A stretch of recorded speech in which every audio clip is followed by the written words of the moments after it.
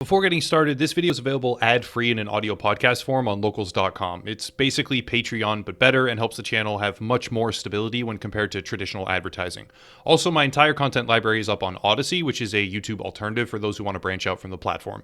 Links are down below. Alright, today's video has kind of a very specific purpose, and that is the US election is a catastrophe right now. It's very stressful for a lot of people. Who knows where it's going to go or what will happen as a result? I really can't predict it. I don't think anyone can, so I want to talk about one of the best games I've ever played to distract myself.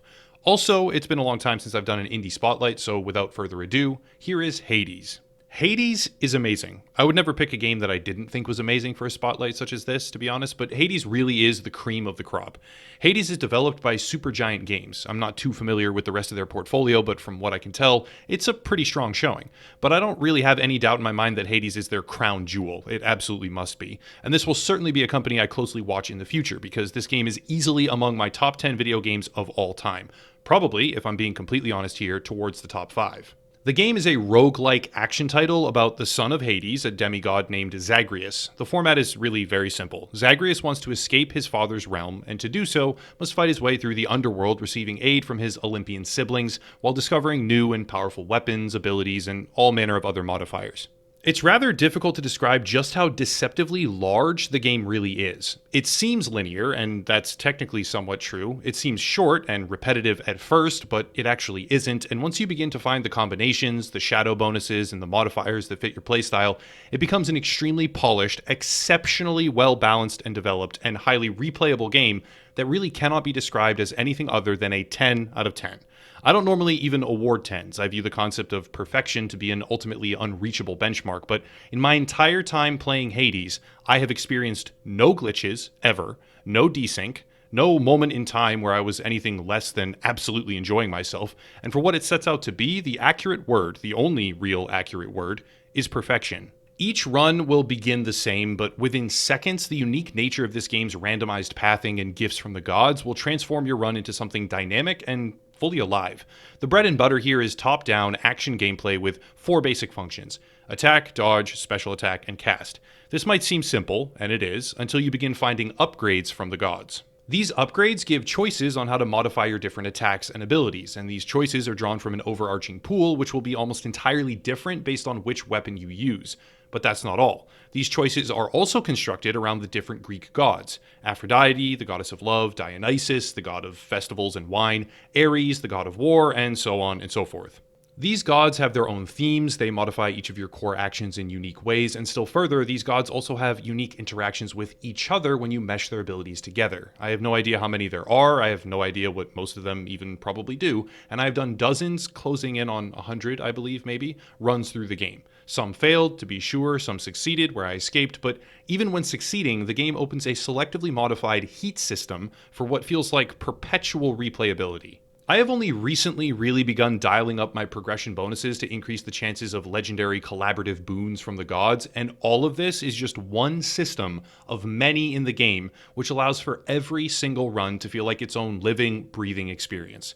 Combine that with witty dialogue, exceptional voice acting for all the characters involved, and a sense of banter that adds to the overall atmosphere, and you have the best foundation a game could ever hope to have. But that's just one aspect of progression. The second important randomized attribute of Hades is the room system. Rooms are laid out in a randomized sequence which allow you to choose what reward to chase. As you push through the underworld, you can farm for shadow and increase your persistent bonuses, which apply to all runs, or chase gold and coin to buy more items in that run itself. You can go for high risk bonuses from the god of chaos, or find all sorts of other health rewards, bonuses, and perks that are littered throughout the rooms.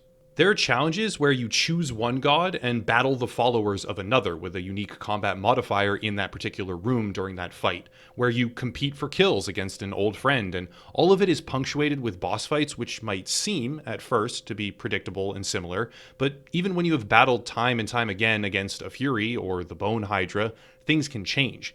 These changes are not necessarily radical in nature, but they are large enough to make sure that every time you enter the underworld, you have a different experience, with different upgrades and different tactics required to excel.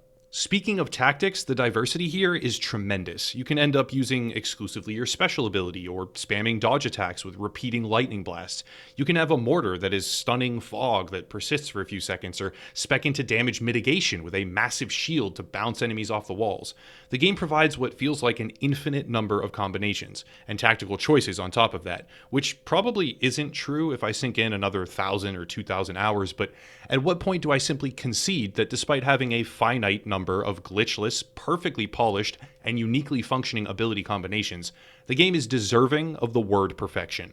The combat itself is hectic and sometimes frantic, oftentimes actually frantic. In truth, a lot of what you do is just spam spacebar or regular attacks, but somehow, despite that fundamental repetition, the game successfully imparts a sense of godlike power, and what honestly does come down to just a couple of buttons being mashed repeatedly really truly feels like so much more. For story, the game has a small amount of, again, brilliantly voice-acted material and a large amount of short dialogue banter and character interactions, but I found that my focus was less on the actual storyline, beyond knowing who the characters were and the basic reason as to why I was repeatedly attempting to escape, and more I was focusing on the combat itself, the overarching progression, and the other gameplay aspects beyond what the characters were saying to one another. That being said, the sarcasm, the emotion, the relationship building between this father-son rivalry and the other characters involved are impeccable. Even if I focused on something else, as is my nature in these types of games typically, the quality of that storytelling and especially those character interactions jumped off the page and demanded proper acknowledgement. Combined with an art style that perfectly meshes with the game's personality, the surrounding elements that support the core combat and mechanical gameplay loop are akin to a talented orchestra that supports a brilliant singer. You may actually go to the concert for the singer, but the rest of what you hear is so good, it turns what could otherwise have been a simplistic and somewhat banal performance into something you will never forget. The concurrent player count on Steam right now for Hades can rival most AAA blockbuster titles, and there doesn't even seem to be any indication of a typical decline that we often witness when games explode in popularity without the content to support that player base. Hades is an example of early access done right, because the game actually has existed in early access as a title since December of last year, I believe, though I didn't play it at the time and can't really speak to its quality at that point, and now, more recently, with its full official release, is accelerated to a well-deserved central spotlight. As I produce this video, which won't be true for everyone who's watching like a week from now or whatever it is, there is actually a Steam sale going on for the game of 20%, but the base price of $25 is less than half of what modern AAA games will cost. Nearly a third, actually, if we remember that major franchises are moving forward and honing in on this undeserved $70 price tag. But even for half, nearly a third of the cost, Hades has more content, more polish, more soul, more creativity, more artistry, more everything, and could not possibly be more deserving of your time if you have any interest at all in the roguelike genre. Even if you don't care for that genre, you should check it out still, because if there was ever a game in this industry to exemplify why the indie space is so important and so amazing, it is Hades. If there was ever a game that could convert someone into the open arms of a specific gaming genre, it's Hades, and I anticipate that any future content for this title will meet or exceed the existing threshold because the foundation that they have constructed is so clean and so effective, it will make expansion not only easy, but also, hopefully, reliably excellent. As is true with any indie spotlight, this is just one of many deserving games. I have a list already that I'm working on. It'll take me a long time to get through it all with a number of others on that list, but any further suggestions would be most welcome, so drop them in the comments down below. Hades is available on PC and Nintendo Switch right now. The developers have pointedly stated, quote, "We'll be considering opportunities to bring the game to additional platforms down the line," and that is a direct quote, but as of this very moment, I have no idea what that timeframe might look like for Xbox and PlayStation. It seems like a release on those two platforms is more than likely, but for the moment it remains on PC and Nintendo Switch. Fun fact, it is both on Steam and the Epic Game Store with no exclusivity, signaling just one more positive aspect on a constantly growing list of reasons why the game and its developers deserve our support. Hades is the epitome of evolution. Nearly every aspect of its story and gameplay evolves over time, well and truly beyond what a typical linear story is capable of delivering. especially for that price tag. The repetition, which is a tricky concept in most other games, is so well mitigated that it actually adds to the experience as you feel your muscle memory and pattern recognition improve, selecting gifts and powers with increasingly careful choices. Fully realizing what the story has to offer will require multiple completed runs, but all along the way it is punctuated with exceptional moments every single run, not just the ones that find success. And all of them will add value to this title. Every single run, whether it's successful all the way to the end or it dies off immediately, each one will give kind of an equal amount of value and fun. Hades is an easy 10 out of 10.